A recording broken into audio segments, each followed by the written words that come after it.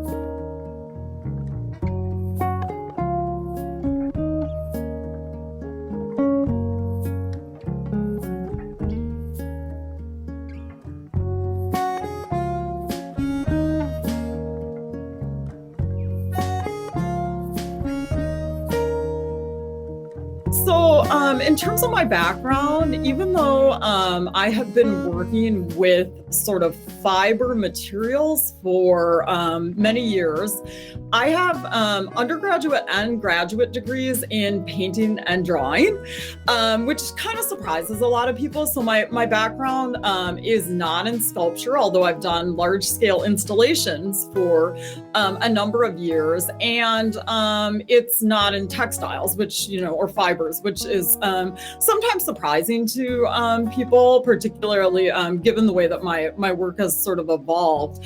So I started as someone who was really interested in painting and wanted to be a painter as an undergrad, and was really bad at using the material of paint. So I was sort of like a failed painter, but I found that I had kind of an affinity with collage. And so I started working with sort of non-traditional materials, but within the language of painting. So I started sort of gluing fabric to surfaces and, making these sort of semi-dimensional collages. And that was as an undergrad. And the work has sort of ebbed and flowed in different directions from that point.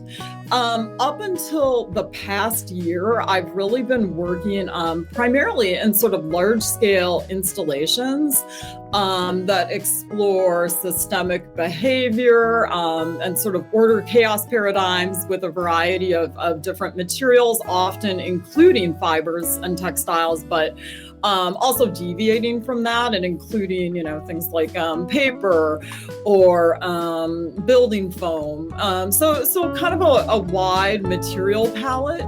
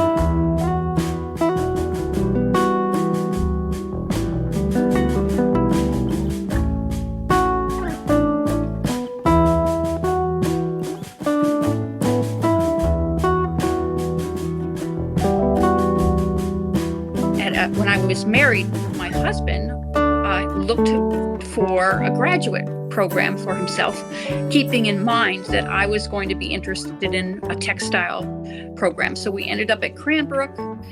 He went through printmaking. I went through fiber. Just by luck, there was openings, and so I was able to get into that program just a semester after he did.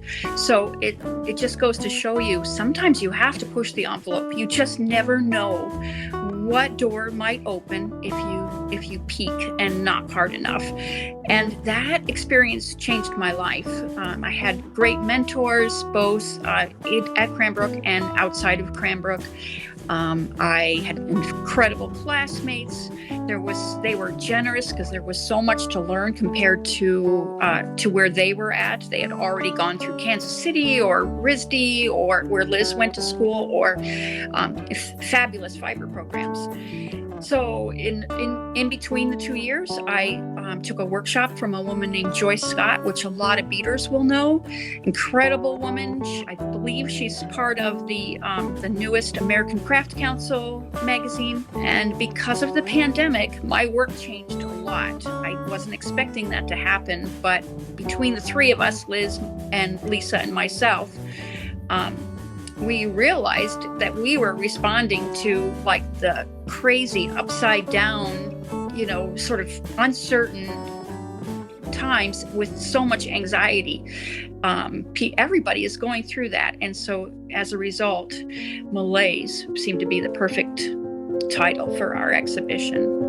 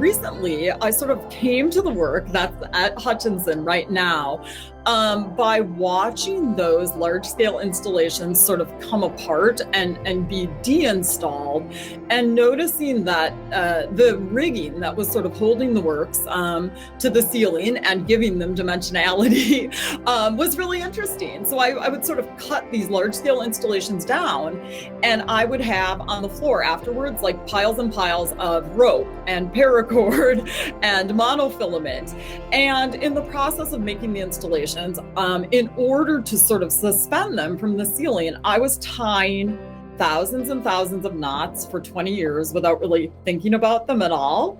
And all of a sudden, I started just becoming really interested in this sort of like utilitarian aspect of the work as a sort of visual language that could become, like a really central part of the work. And so I started just really playing with tying knots in this really non-technical way. And so I think that people like Chris, who have like a really great fibers and textile background, kind of look at this and think like, oh my gosh, what is this wonky knotty, but for me, it really came, I came at this from like a really different sort of perspective and became interested in both the sort of malleability of the rope and the cord as a material, and also the sort of strength of that material and all the different associations, everything from, decorative associations to sort of, again, like industrial associations or utilitarian associations, and also like even, deadly. I mean, the idea that you can like, tie rope around someone's neck. And so this idea that, there are all these kind of like really like everything from decorative to sinister and everything in between, that this material embodies. And I just kind of like started to create these explorations that I consider as much deconstructions or unraveling as I do constructions. So, I mean, that's a really like short kind of overview of how I got to where I am. I teach drawing and installation art at Minnesota State University in Mankato. And I think that I've always sort of been between categories. So my work doesn't really fit neatly in one box. These are sort of paintings, they're sort of fibers, they're sort of sculptures, and I'm really okay with that. I sort of love exploring those kind of like in between places.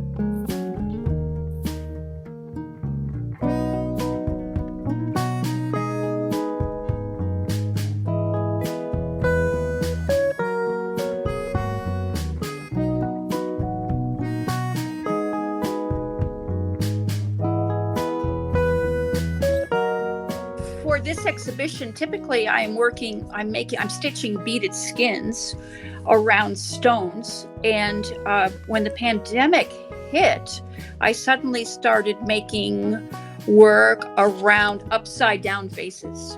And I have a little piece here. Can I just flip it to that? I think I can. I think so. So I wanted to show you a piece that is started that I really wanted for the exhibition.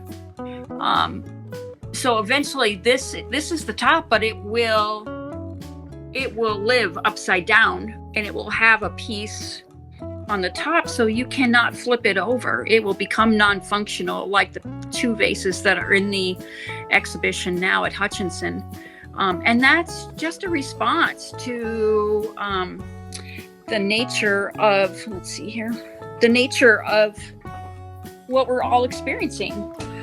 And I don't really know what is next for me, other than in some ways this